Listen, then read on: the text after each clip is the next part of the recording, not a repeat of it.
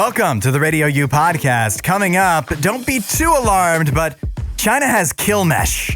Also, we have an update on the Home Depot couple. All that and more on the way next. Hudson Love is in the air with this next story. We have an update on the Home Depot couple. Hey, I forgot about these two. Yes, we talked about them a few months back when this first broke in on TikTok. It was a trend of women going to Home Depot or Lowe's looking confused and looking like they are a damsel in distress that might need some help to try and find a man. And it was all started by this woman. No, she decided to jump on the trend. Oh, okay. So she jumped on the trend and she filmed it. And her, interaction with this guy at Home Depot went viral. And he ended up asking for her number and asking for her to go on a date with him, which she said yes to. And a few months later, they are still together and doing quite well, it looks like. Made it for a few months. Yeah. They were just on, I think either the Today Show or, Good Morning America, one of those, I can't tell them apart. Yeah, one of those talk shows. And, they're looking real cute, and they've been kind of documenting their relationship on social media, on TikTok, since that's kind of how it all started for them. Oh, I don't like that. Well, I mean, I don't like the pressure. They're not sharing everything for sure, but they share little updates of how they're doing, which I appreciate. I want to see that they're still, doing okay. I'm happy to know that they're still together. Yeah. And I think this is definitely inspirational, and I think it is good advice to women out there. As a man, I think that there's some really great reasons why looking for a potential boyfriend at Home Depot or Lowe's is a much better idea than on a dating app. Yeah, I mean, first of all, it's going to push you a little bit out of your comfort zone. And second of all, it smells good there. Oh, yeah? I mean, I don't know anything about being handy, but I would buy a Home Depot candle. All that, the lumber smell. Come on. Lumber just smells good. Yeah. Let's be real. You could just buy, I'm sure there's lumber candles somewhere, there right? Has to be. They're probably called mandals. There are manly candles. Yeah. I have bought those before as gifts for someone. So, but... You sounded like you had more reasons besides just that it smells good and it puts you out of your comfort zone. Well, I think it puts you out of your comfort zone, but like you said, it gets you off the dating apps, and it's like, interacting with someone in person is it's so much better, and I think just overall better for our mental health and all of those things. So I love what she did. As she saw the trend, apparently she had actually tried to go to a sporting goods store first. That's a good idea. Yeah. I was thinking other places where this could be applicable. Yes. And sporting goods store is a great idea. Right. Bass Pro Shop? Yeah, maybe. Yeah, you find Dick's Sporting Goods? An athletic guy, perhaps. But I was thinking, I still think Home Depot or Lowe's, like a hardware store, is the best. Yes. Because you could find an athletic guy at a sporting goods store, or I was thinking maybe you go to a baseball game or football, where the ratio would be heavily in favor of guys. They're doing their thing where maybe not necessarily thinking about women. And so you get a more natural view of them in their natural environment. In their natural habitat. But that doesn't tell you any value adds about them. They might just really like sports like me and have nothing else positive about them whatsoever. Okay. But you go to Home Depot or Lowe's and you're finding a guy, odds are, to use the term coined by a famous Canadian Red Green, if women can't find you handsome, they should at least find you handy. Ah, yes. So if you, as a gal, are going to find a guy at Home Depot, even if his looks go, even if they fade, he knows his way around a table saw, probably. Yes. That's going to come in handy at some point. Yeah, you would hope so, at least. And that's the important part here, is she asked him for some advice for hanging up a picture that she didn't have. That was all a lie. It was a ruse to try and just, introduce herself to him. And and so she got advice from him, which he later said was terrible advice when he was texting her, because she shared some of the text messages that they had back and forth when he had asked for her number and initially texted her. But he was like, I want to make up for the bad advice I gave you. Let me take you out for dinner. And that's where it all started. And he didn't even need to make up for it because she also lied to him. Yeah, that's true. And she didn't have a picture. Many successful relationships begin with lies. She did say one of their dates was going to Home Goods to pick out a picture to put up.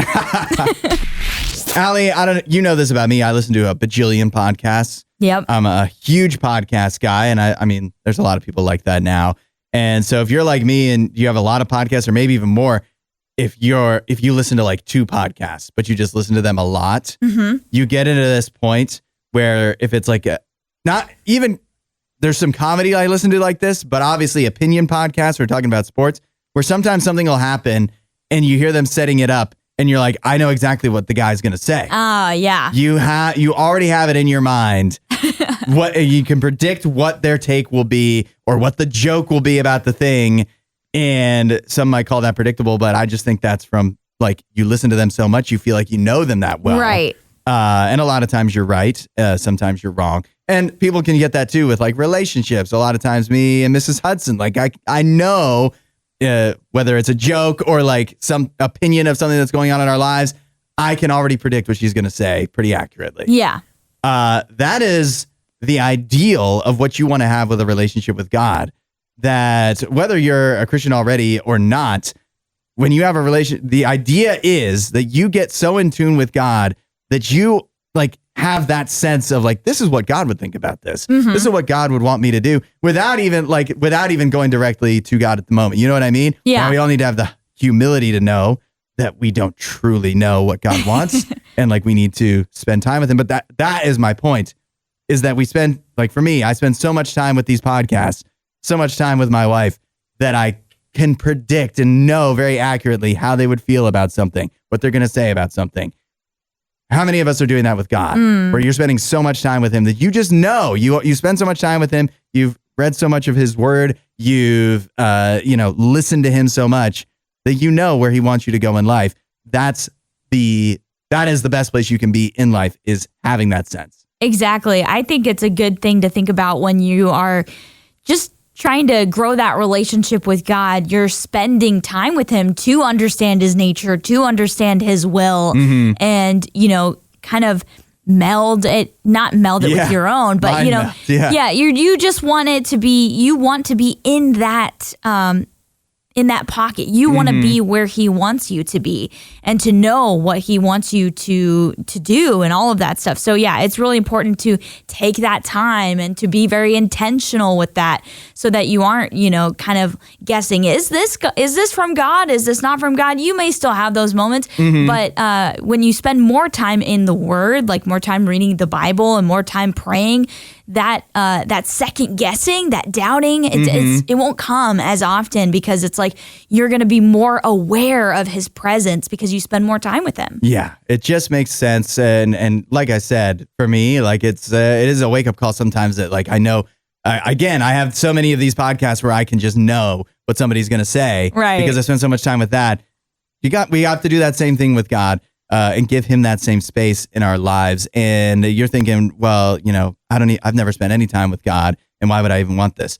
I don't know. Why would you want the creator who knows everything and who wants the best for you and loves you? Why would you not want to have like his mind in yours at all times? I feel like that sounds like a kind of good thing. Yeah. I mean, why wouldn't you want to have a relationship with, the creator of you and all of the universe, right? Like, and the crazy part about it is that he wants a relationship with you. That's right. That's what blows my mind every single day. So I'm like, I'm going to say yes to that because he wants a relationship with me. He loves me. He sent his son to die for me. All I need to do is say, yes, Lord, I do want to have a relationship with you. And the great news is it's as simple as flipping on a podcast. All you need to do is just spend some time listening to God. Say, God, talk to me. I want to talk to you. And it's a podcast where you actually can go back and forth. You can actually jump in from time to time too, which is nice. So go to RadioU.com/free gift if you want to find out more and start that relationship. Right now, we're going to explore the great unknown.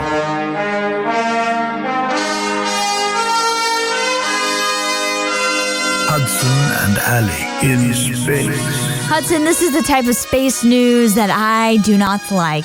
Space for me is a fun thing. Yeah. It's an escape, if you will. I enjoy seeing God's beautiful creation. I enjoy seeing all of the new discoveries that are made by NASA and different people that just happen to have telescopes and all of that fun stuff.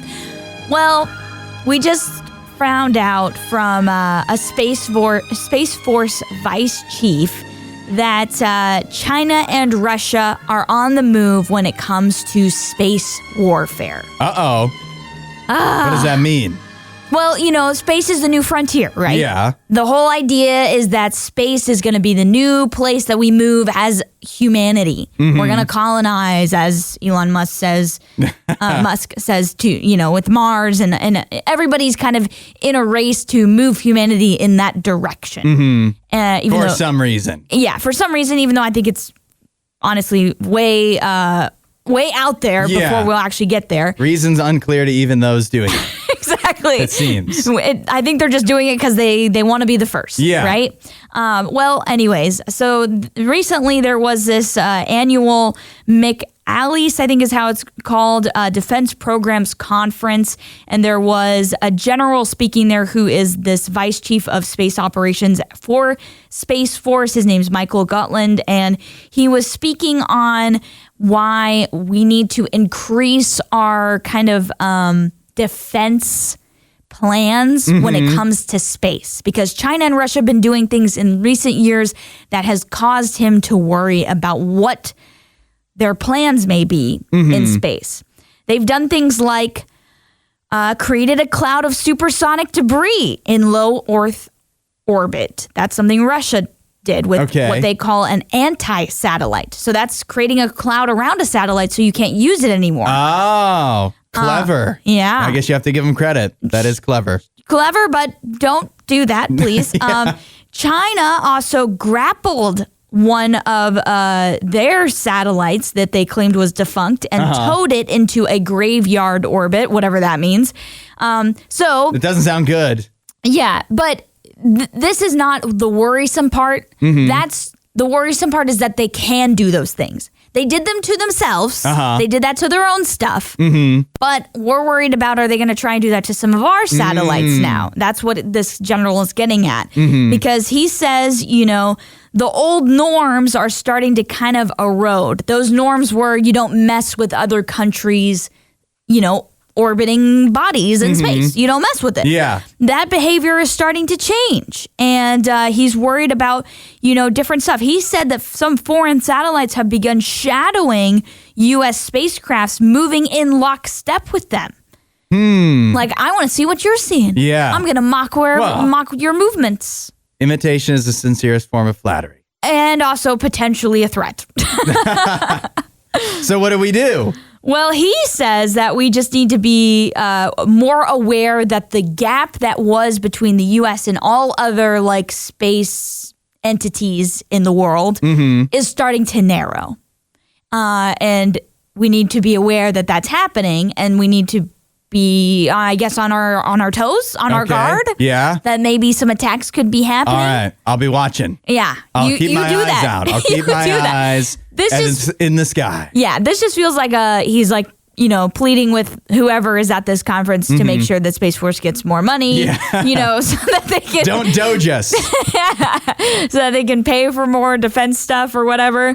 But yeah, he did say that the Chinese ISR, which is their intelligence, surveillance, and reconnaissance technologies, are becoming very capable. They've gone from what we used to call a kill chain, this is his exact words. That's bad. To a kill mesh, he said, describing an integrated network that intertwines ISR satellites with weapon systems. To kill.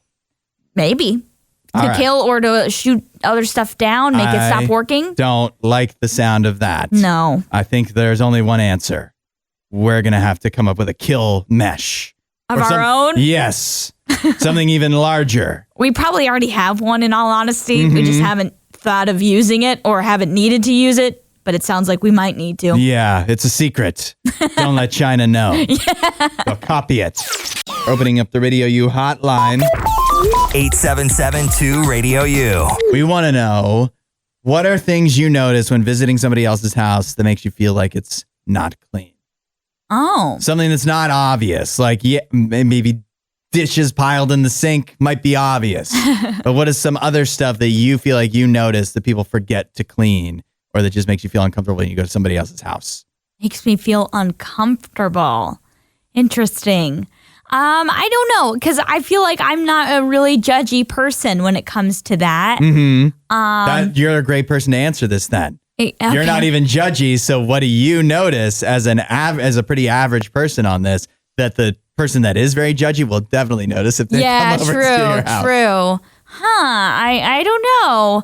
I think maybe if there's ever been something where I'm like, a little bit like a little concerned, I guess, or taken aback, if you will.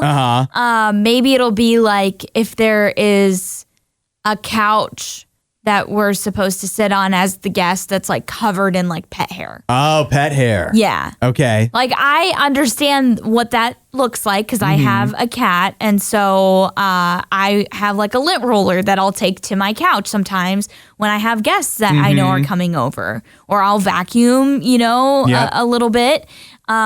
So to me, I'm always hyper aware of that, especially when it comes to like even my own clothes. Yeah. I want to make sure that I'm not like just going around carrying pet hair with me everywhere. That's a good one. Yeah. So I think that's probably one that I would notice, because it's one that I make sure to take care of in my own, home. Yeah. And you don't want people tracking that pet hair home with them. And right. Or especially if they're like allergic. Yeah. And then, so that's a good one. 877-2-RADIO-U. I will say, for things that you notice when you visit somebody else's house that makes you feel like it's not clean, I think you have to take into account the context of when you're going to somebody else's house. It's true, exactly. If they've invited you over for a party or something, then my level of standards of what I'm expecting for cleanliness are higher. Is definitely different than if I'm popping in or something, which absolutely. I don't really do pop-ins because I'm not a jerk, but still, like, there's the unexpected or casual things, and then there's like,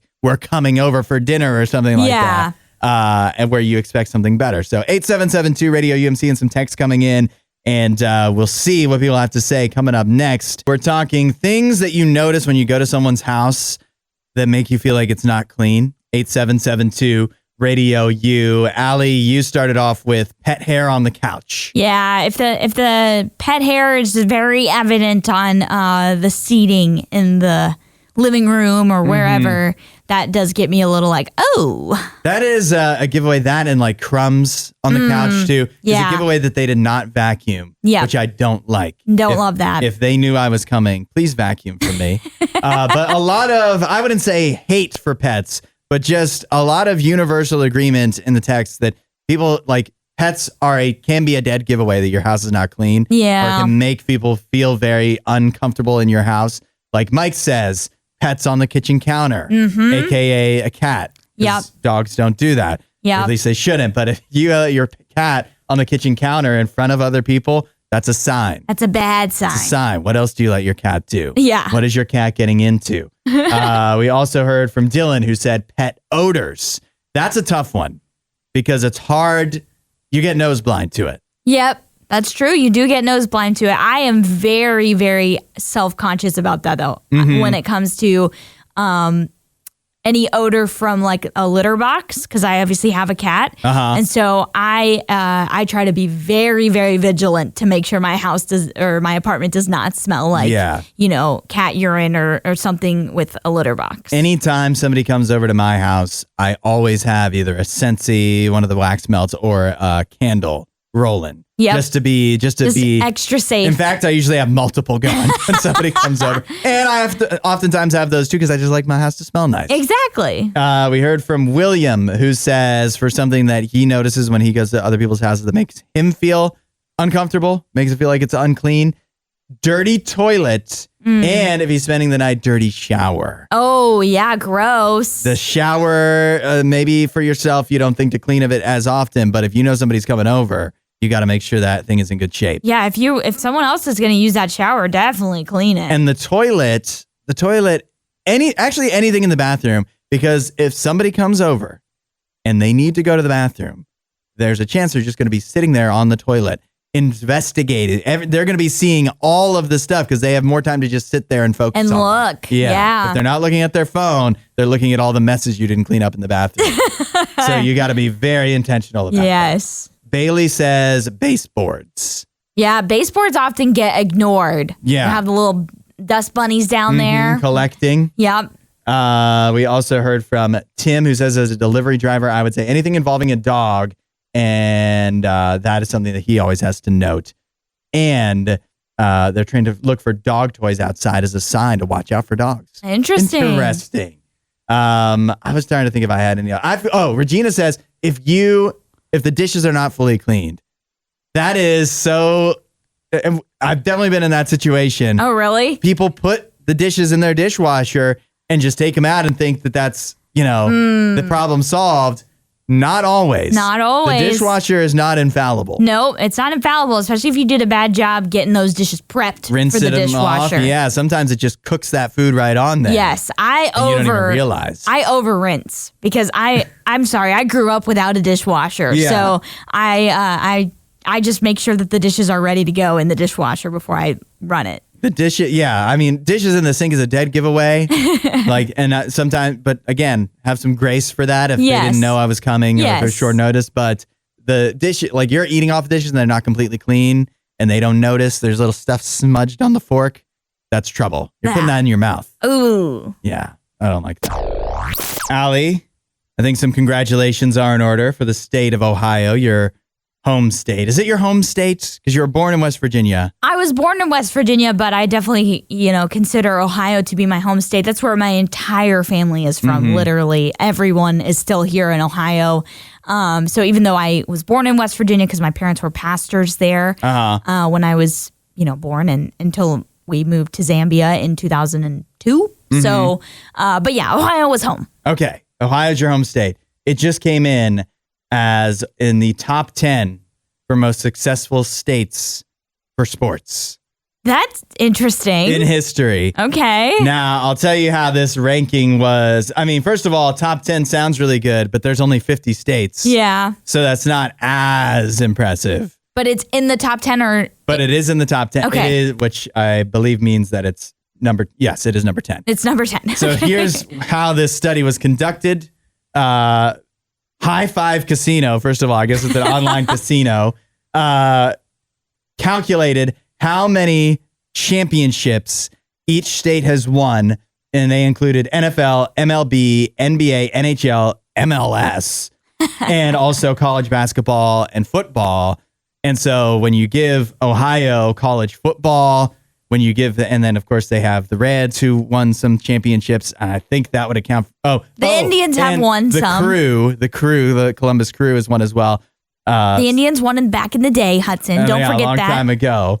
And so when you add all those together, Ohio has a total of 16 championships in all sports. That does not seem like a lot.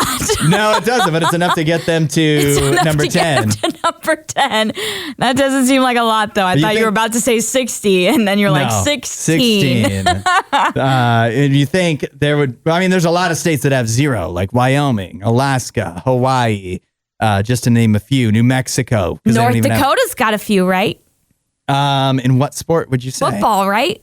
For no, FCS? I don't think that counts. That North does not Dakota count. State doesn't count. That doesn't count. No, come on. That's a championship. Count. That's college football. FCS college football. Okay, we should also count AAA baseball championships then. It's the same thing.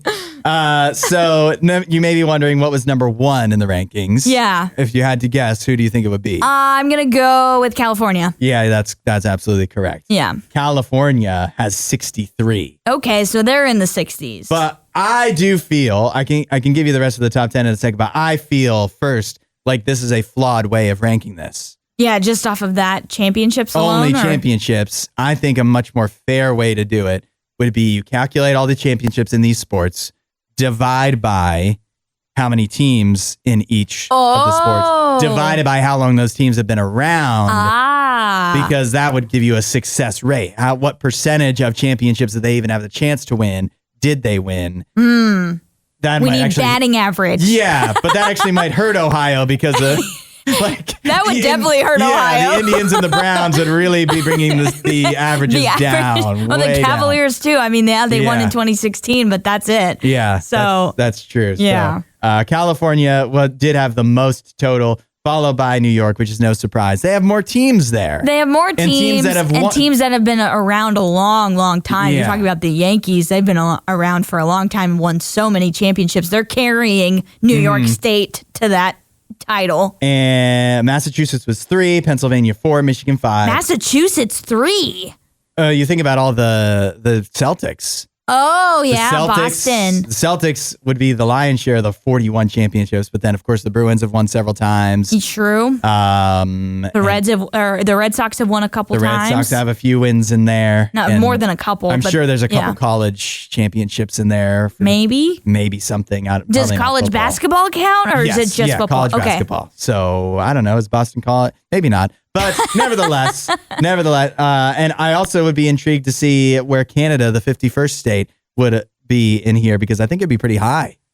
Just from hockey alone. Yeah, lots of hockey championships. Like the Canadians have won. The Canadians have 24. That puts them ahead of Florida. That put them in the top 10 just as one team alone. Oh, that's crazy. So, an interesting ranking. I would do it differently, but interesting to think about. Sure. Food for thought. Yeah. You be the judge situation. We have a woman in a viral video from December of last year. She was filmed on an airplane refusing to give up her seat that she paid for to a crying toddler. She is suing the airline and the person who filmed her after this video went viral, and she experienced some public shaming. She claims distress over this situation, and so she is suing both the airline and the individual who filmed her because of this. The question is, should she win? Does the airline or does this individual owe her anything for what transpired in this video and what happened after the fact? Andrea says, ooh, I haven't seen the video, but probably on the original seat assignment ladies' side.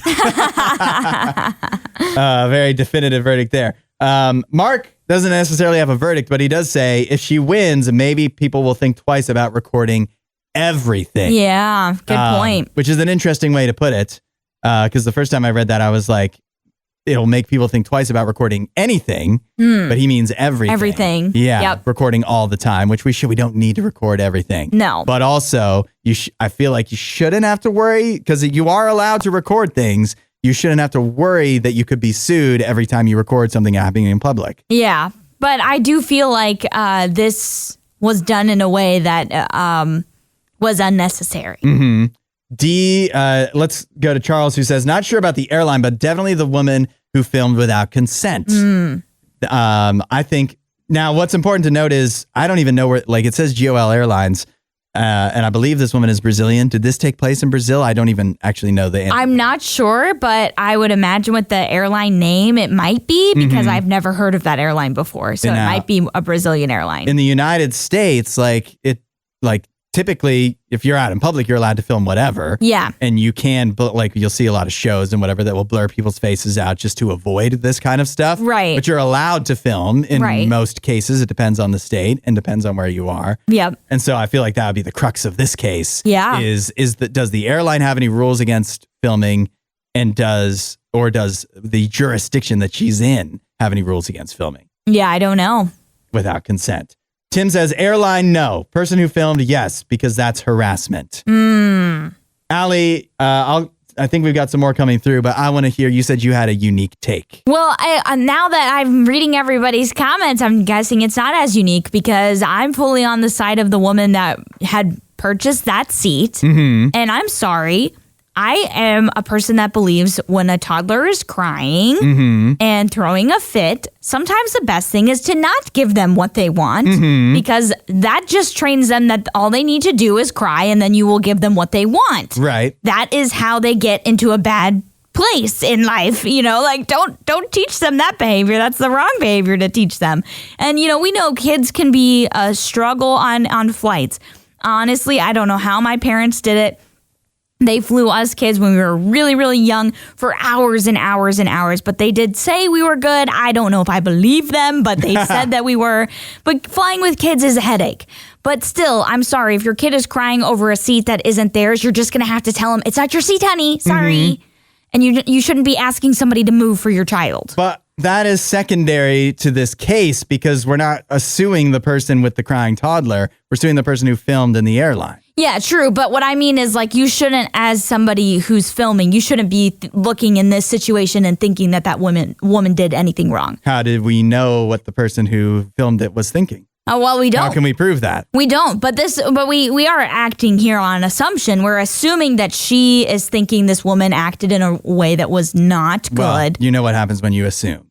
You often make the wrong assumption. Yeah. I'm saying that she did make the wrong assumption, that she is telling this woman and trying to shame this woman that, you need to move or whatever, and being very rude and harassing to her. I liked what, was it Charles who said that it was harassment? I agree with that. I think it was a kind of a harassing thing to do, to go film this woman. And to me, when I look at the video, it doesn't even look like the lady with the toddler is actually sitting near this woman. So I'm like, how was this poor lady by the window even involved?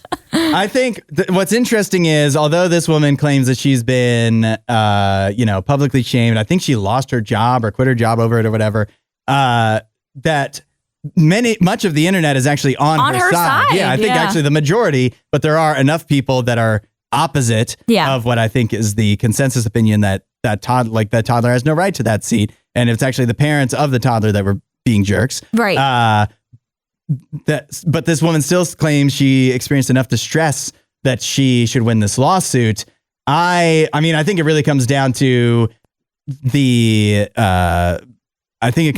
filming, the laws in wherever this jurisdiction is, whether you're allowed to do that in public or not. It definitely depends. There's lots of places where you can film and it's not, and then you might say it's not public, it's an airline. Well, then it's the airline's rules, but you can't sue the airline for having a rule that says people can film or not. I think the airline doesn't need to get sued at all and shouldn't have to pay any money in this situation. They had no control over this woman filming. So they might not have even been aware of the situation. We don't even know if the flight attendants knew that this was happening. Yeah. So I don't think the airline should be in any trouble at all. The airline should be off the hook. And I feel like, though, for the person filming, if it's against the rules there, it's against the rules and they lose. If it's not, it's not. Yeah. But you can't prove their intent when they were posting the video of whether they thought they were shaming the parents when they filmed it.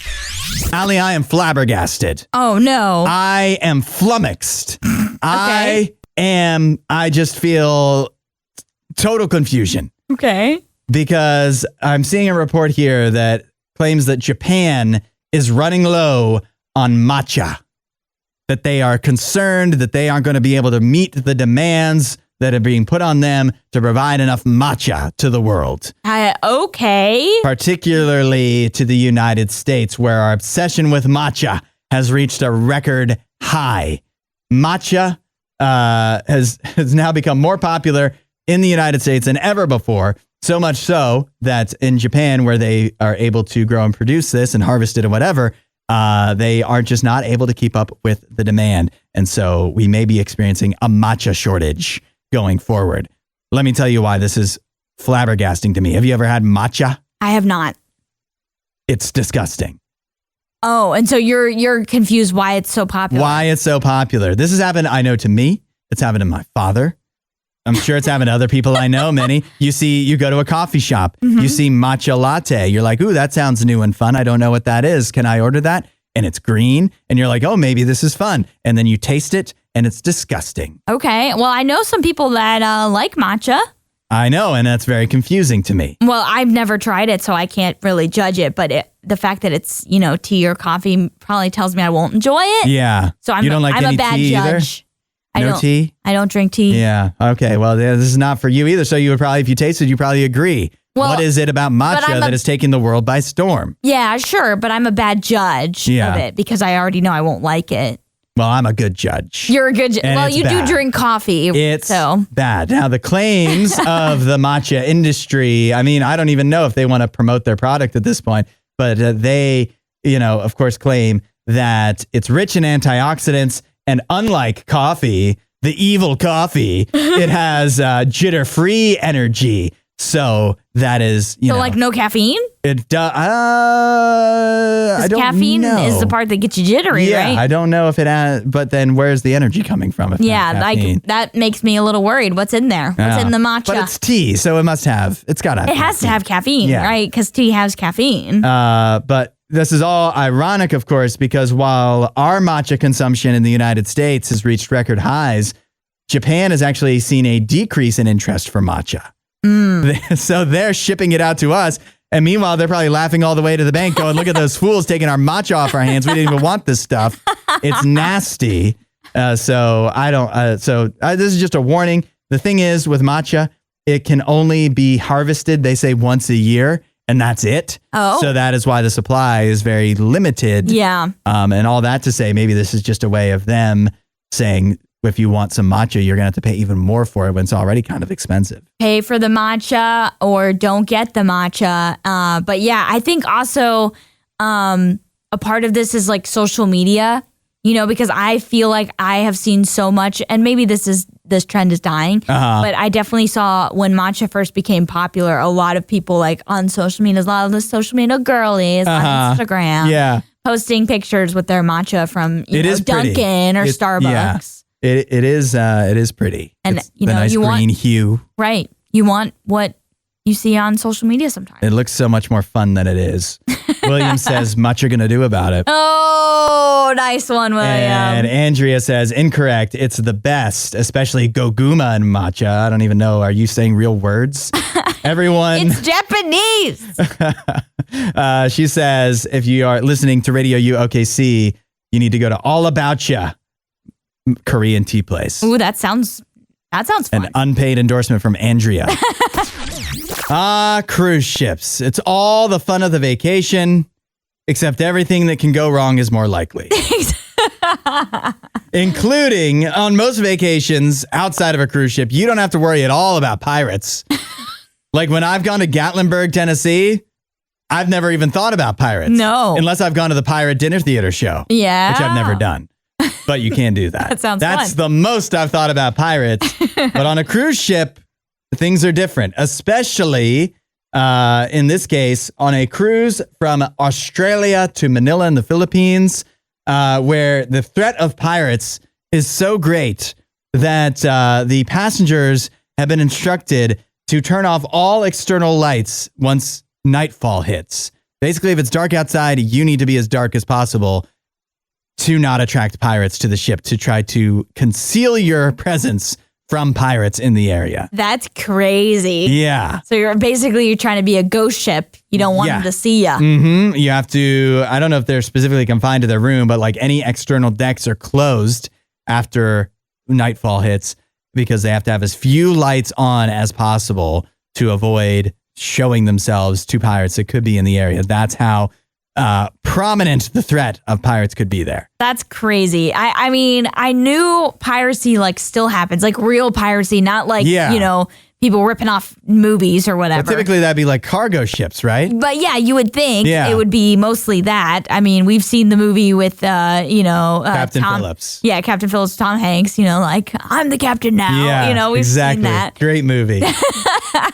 So we know it still exists, but it's just crazy to hear about it being like a threat to a cruise ship. That's crazy. Well, you know what I'd be thinking too, if I was on this cruise, I'd be thinking, if there's pirates in these here waters, why are we in these here waters? Oh, it's a big ocean, Yeah, why are we traveling in their direction? Yeah, I think we need to divert this cruise ship and dock somewhere. I think the pirates probably will follow wherever the cruise ships end up going. Well, and I mean, I know I'm not an imbecile. The cruise ships have like a set route. Yes. And the pirates probably know that route. Oh, yeah. But once the pirates know the route and you suspect them, then like maybe we just, I don't know, I guess then the pirates win in some way if we cancel the cruise. Yeah. But also I just like to not be pirated. Yeah. So don't go from Australia to the Philippines on a cruise ship. I'm just going to not go on a cruise. Yeah. I just actually talked to somebody that just went on a cruise and they sounded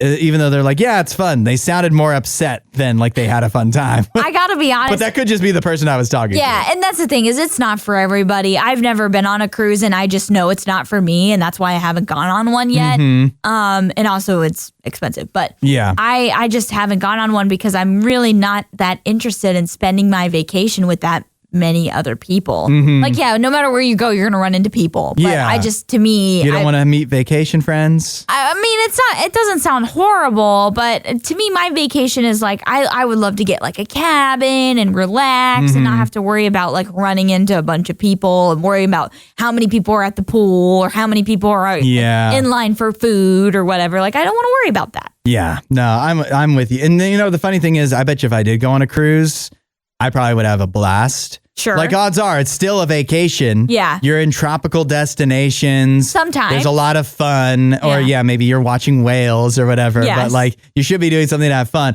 But then there's the chance that you get norovirus. Oh. Or you get pirated. Or, like, didn't a cruise ship, not the Titanic, didn't a cruise ship sink recently? I mean, wasn't that an Italian thing or something? There's been several incidents of them having issues with that. Yes. Yeah, I don't want to deal with that. No. That doesn't happen on land.